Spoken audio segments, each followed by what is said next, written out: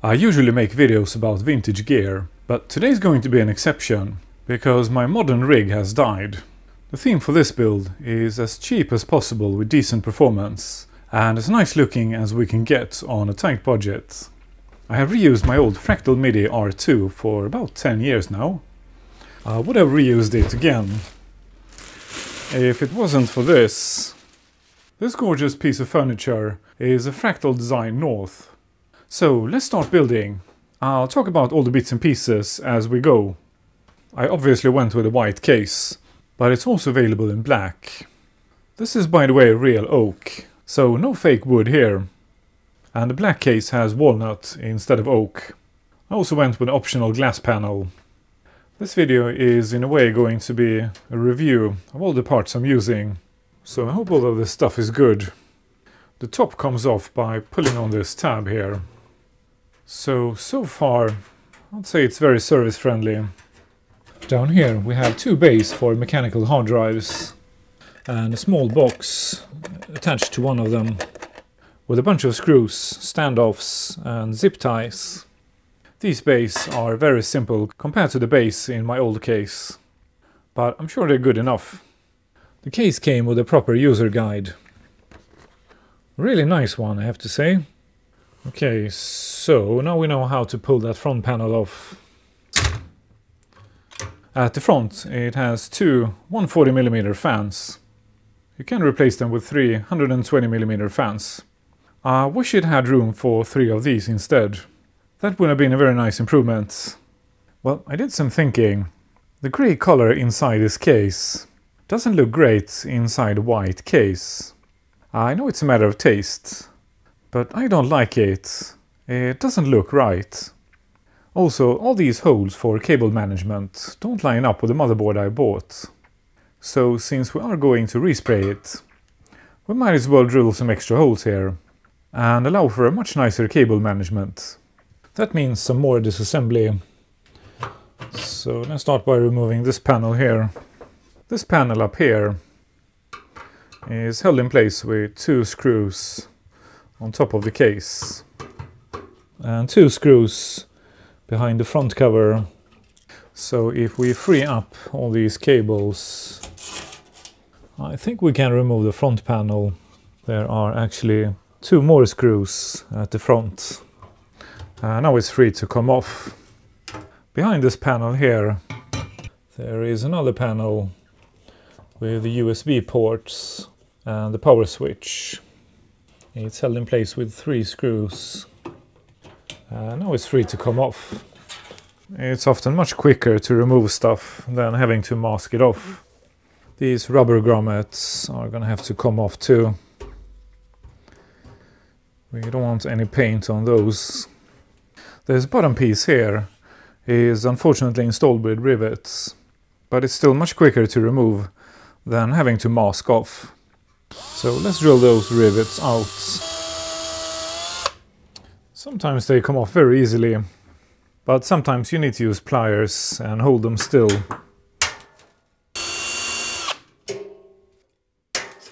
The case has two rivets on each side, but it also has 8 rivets underneath.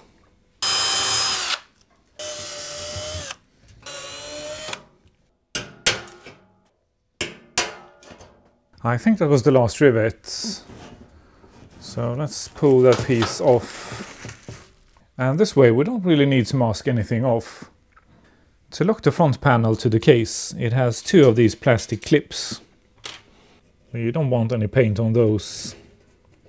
Luckily they are very easy to remove. Okay, let's drill some holes for cable management.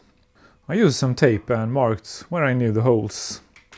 Drilling large holes in thin sheet metal can actually be quite tricky, so I'm going to start with small pilot holes. And then I'm going to enlarge these holes, first to a slightly larger size. And finally I use the largest drill I need. When possible I use a block of wood behind. I'm going to enlarge this hole here by cutting away this piece here and make these two holes to one large hole instead. I'm gonna have to do this outside, so no camera. But I'm just going to use a Dremel with one of these thingies. These holes have some sharp edges now, so I'm going to file them down and make them nice and smooth. Okay, the Dremel did a good job of enlarging that hole. With some paint on, it's going to look factory original, just like these holes here. Before I respray the case, I'm going to install screws in all the threads to prevent the paint from messing up the thread. On the side of the case, there's some sort of tape here. I don't think we should respray it, so I'm going to apply some heat to loosen up that glue and remove it. And after the respray, we'll put it back on. And here's the final result after one coat of a good primer and 2 coats of a white paint. I'm quite pleased with this. I think it's going to look much nicer through that glass panel. I went with the white paints, very similar to the paint on the side panels. But I don't think it matters much. I don't think anyone can tell the difference through that glass panel, as long as it's white. Okay, let's reassemble this case. The trick to get a good result is to install as many panels as possible before installing any rivets, because modern cases are made out of very thin sheet metal, so they are extremely flimsy when the rivets are out. So I'm going to install all the panels. Yeah, I really like what I see. This is how Fractal should have made it. It looks much better than with the grey paint inside. The only rivets we can access with all the panels on are the rivets underneath the case. So let's do these first.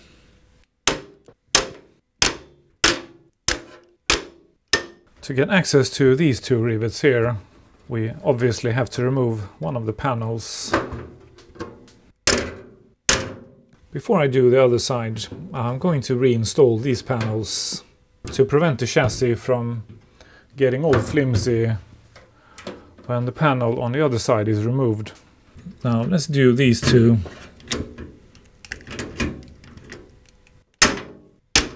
And make sure that this panel still fits. Okay, that was the last rivet. Next up are these grommets. So let's reinstall them like so. Now we can reinstall the USB and control panel and the top cover and the 2 plastic clips to hold the front grille in place. Okay, time to start building stuff. Weirdly enough, we have to start with one of the fans. I would normally go with noctua fans, but I thought I'd make an exception and try out some fancy RGB lights. And these guys here were incredibly cheap. For the price of one noctua fan, I got a stack of these instead. And apparently these are pretty good for the price. And here's the reason why I put some effort into drilling those holes for cable management. There are 3 of these connectors on the motherboard, and the rest of the fans are daisy chained. As you can see, these extensions are quite short, so a lot of this mess here would have been visible. Okay, so here's the minor issue. To install these fans, I need to screw them from the inside, but with the power supply installed, I won't be able to access the lower 2 screws from the inside. An option would be to install them on the inside of this bracket here, but that won't look as nice. We better peel that off. These guys have infinite mirrors, by the way, and these 2 lower screws are now easily accessible. We might as well install all the fans in the front panel while they are easily accessible. Oh, this is hilarious. I was complaining earlier in the video that they should have made the case slightly larger. Well, guess what? Fractal just announced that they have made an Excel version of this case. I didn't have time to read, but presumably it has room enough for 3 larger fans. For this build, I went with the Prime Z790p. There are some videos about this board already, so no point in going into details. But it's a good solid board for Intel Gen 14. For RAM, I went with a 32 gig Corsair Vengeance kit, running at 6400 MHz. The reason I went with these is because they are quite low. I'm gonna need some space on top of these RAM sticks. I also went with plain black because they won't be visible once this build is done. The board has 3 M.2 SSD slots, but I'm gonna go with 1 for now and upgrade later. I went with a slightly cheaper brand in my previous 2 builds, and both of those boards are dead. It could just be a coincidence, so I'm not gonna mention the brand. So let's hope Asus is more reliable. This board has an old-fashioned I/O shield, so let's install it first. Next I'm going to install the motherboard, but I'm gonna leave the screws out for now, until we're done with the cable management. I was supposed to complain that there isn't quite room enough for 140mm fan back here, but now that I have released a larger version of this case, I can't complain anymore. I managed to buy this case just a few days before the release of the larger case. Okay, for cooling, I went with a Thermalright 140. The reason I went with this cooler is because I checked some reviews of the 120 version of this cooler, and I was really impressed by the reviews. But when I went on Amazon to buy it, I found that they made this even larger one.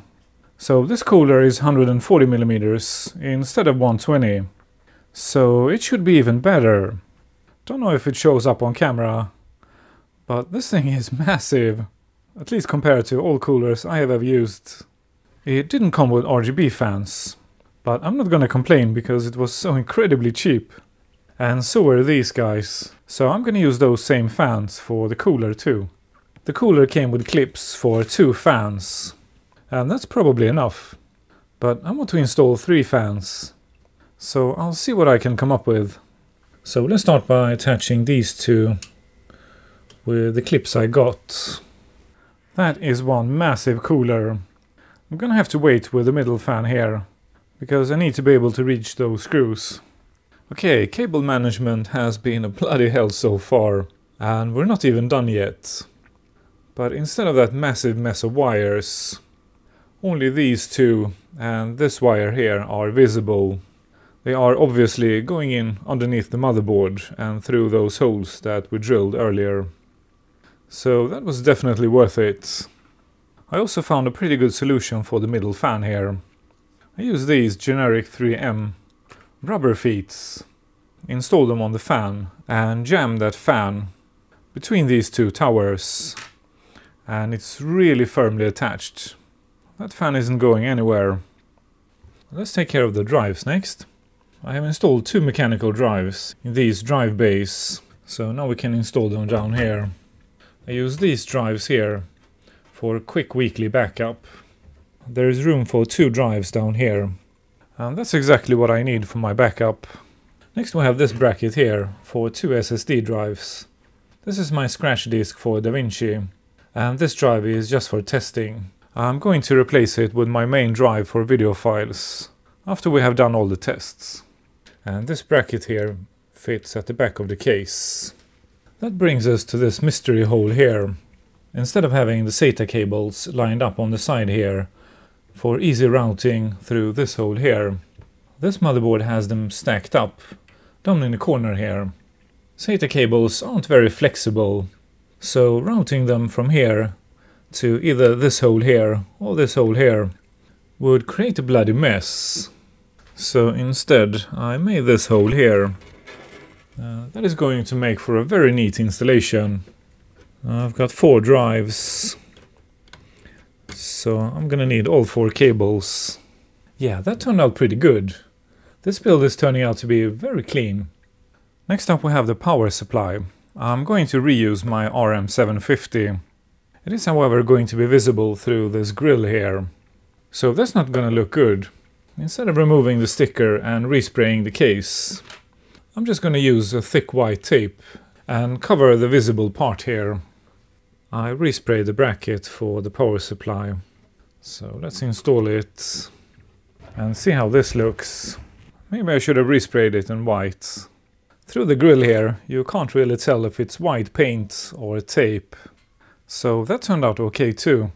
To add some extra lights I bought a few of these. These are LED strips. They have double-sided sticky tape on the back, but they also have magnets. The magnets weren't quite strong enough, so I had to secure these strips with a zip tie. I'm also going to install 2 of these inside this panel here. This way they won't be visible, but they are going to add quite a lot of light inside the case. For graphics, I'm going to reuse my GeForce GTX Titan X. It's a bit of an odd choice for a modern machine.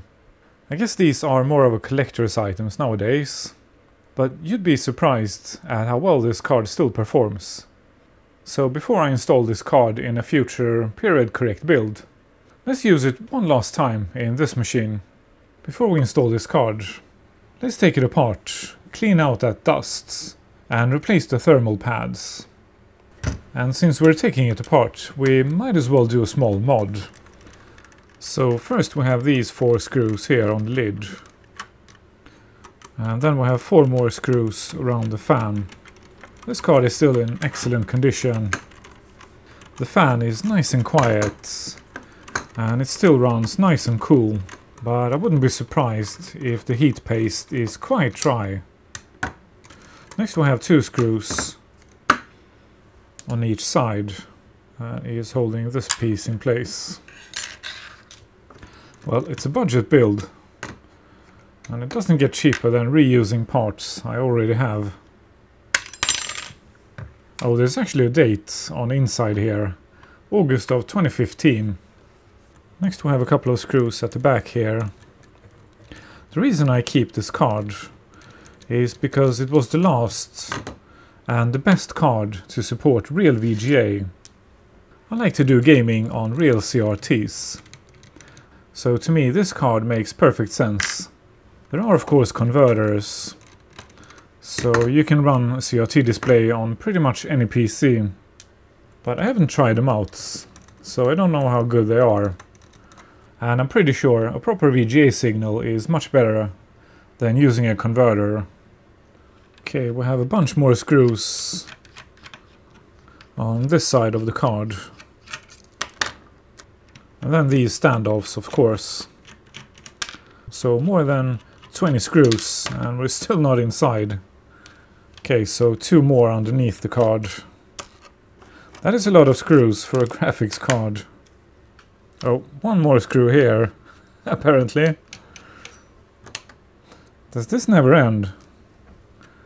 By the way, this is how to tell if your card has a real VGA signal out. If it's a late card, it might not have a real VGA connector. But the DVI connector has these extra pins here, and they are for a proper VGA signal. So no conversion needed here. Okay, I think it's ready to come apart now. It still has the protective plastic on. Maybe I should remove it. I'm not sure. I am tempted, of course. But it's a collector's item, so maybe I should leave it in. What do you guys think? Oh, more screws. It's a bit dusty inside, but it's not too bad. And even more screws on this side. Okay, let's try again. Okay, now it came off.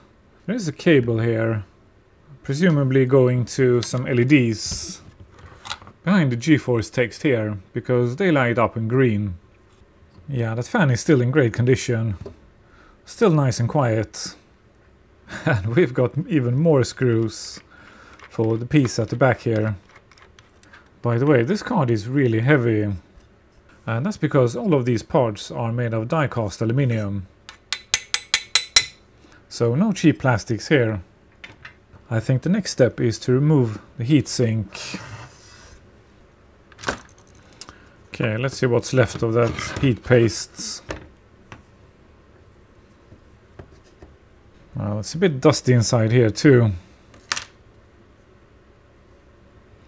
Yeah, that has completely dried up. So good choice to repaste this card. Let's see if it comes off with IPA. It does. There it is. All nice and shiny. Yeah, definitely in need of some cleaning. Apparently we need to remove about 15 more screws. to get access to those heat pads. I'm obviously skipping ahead here, but this card is put together with just a silly amount of screws. Okay, I think I got all the screws out. Let's see if this piece comes off. Together with the fan. There is a connector for the fan here, of course. And all the heat pads are stuck to this panel here. Or perhaps I should call it a heat sink. Aside from some dust, everything looks okay in here. So I'll clean the PCB with an anti-static brush and wash that case. I'll do all the cleaning off camera and skip ahead here. Okay, all the bits and pieces cleaned up well. I ended up removing the fan too, because it needed some serious cleaning underneath. Let's start with the mod. So I grabbed one of these LED strips and cut it to size. And then I'm going to apply some heat with a heat gun. And that makes this resin very soft and easy to peel off without damaging the LED strip. Like so. And then I'm gently going to peel all these magnets off. We won't be needing these. The heat shrink covering up these wires here was a bit too thick. So I removed it. And I'm going to cover these solder joints with Kapton tape instead, to avoid getting any shorts. This way we have just about room enough to route this cable on the side of the heatsink here. And now we can peel the back off and install this LED strip inside the fan housing. To replace those thermal pads, I bought a couple of strips of these Thermal Grizzly minus pad 8s. Oh, maybe I should have bought 3 strips. Let's hope this is enough. Yeah, I definitely should have bought 3 of these. That would have made the installation much easier. I could have just used large strips and cover all those chips. So now I'm gonna have to cut these to size instead and put 1 piece on each chip. Otherwise I won't have enough. Okay, that installation totally sucked. But luckily I found a spare piece intended for an SSD cooler. And by being really stingy with the 2 strips I had, I managed to cover all the chips. So we're okay. Okay, I skipped ahead here a bit. Now let's see if this fits. Now that we have installed some LEDs. Yes, it does. Yeah, that totally works. Okay, I skipped ahead some more and installed a silly amount of screws.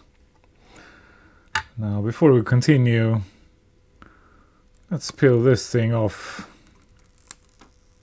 It's been waiting for 9 years to come off. And the last final piece to go in are these pieces here. And we're done. Thanks to the protective plastic, this card still looks almost brand new. Before we install it in the machine, we're gonna mount one of these. This is a very cheap vertical mount I found on Amazon. It already came in white, but I resprayed it anyways to match the rest of the paint. We are of course going to need an extension cable for the graphics card and a 3-pin RGB cable. So the only thing I need to do now is to install the card without scratching up that fresh paint. Okay, graphics card installed and connected, and this mount is really sturdy. It took some fiddling to make it fit, but it's cheap and we're on a budget. So now we can reinstall this panel here and take care of this mess here. This is not going to be fun. Okay, somehow I think I managed to squeeze all that crap in. Let's put that lid on and see if we can. Okay, I actually managed to get the lid on with all those cables inside. But that was a tight fit. definitely go for the larger case if you're building something similar. Okay, almost finished. Let's put the top cover on. Peel the protective plastic off on the inside. Install it in the case. And do one final peel. And the gorgeous front panel, of course. Well, looking pretty good, even when turned off. But before we light up the Christmas tree, we need to do one last unboxing. This was very generously sent in for free from Titan Army. So how about it? The Titan Army for the GTX Titan build here. It's a bit tough to fit on camera. And apparently the delivery guy was in a hurry. Let's see what's in the box. So we've got a power supply, a manual with some cables, a rather nice looking stand, and the rest of the stand. And then of course the display. Really well packed. And a rather nice back with what looks like LED strips. At the back it has 4 video connectors. Okay, let's see what we've got in the bag. We've got one video cable, power cord, and a manual. Okay, so now we know how to mount the stand. It seems to have all the usual stuff, but it can also be turned 90 degrees. And here are the specs. It's a 27-inch display. Viewing angle is 178 degrees. Pixel pitch 0.23. And resolution is 2560 by 1440. Maximum refresh rate 180 Hz. And apparently also 1-year warranty. The stand is put together with a thumb screw. Very convenient. And then I think it just clicks in place. Yep. Doesn't get easier than this. Okay, moment of truth. Let's turn it on. See if it works. And have a look at those LEDs. Whoa, that is quite bright. That is a lot of lights. Well, that theme is a bit worn out. Let's try something different. Well, this was a bit difficult to get on camera actually. But it looks rather nice. Especially the graphics card. Let's try something else.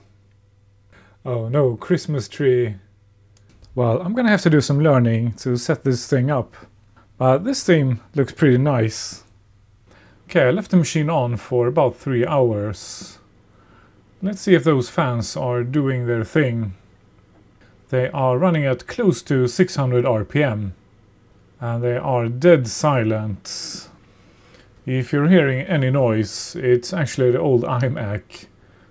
I have it next to me. And that thing is quite noisy compared to the new build. Okay, let's check some temperatures. Motherboard is at 32 Celsius. CPU 33 Celsius. And the GPU is at 37. And this is after 3 hours of moderate use. So the new heat paste in the Titan made a huge difference. It was running at 50 degrees Celsius before, with just the PC turned on. Not doing much at all.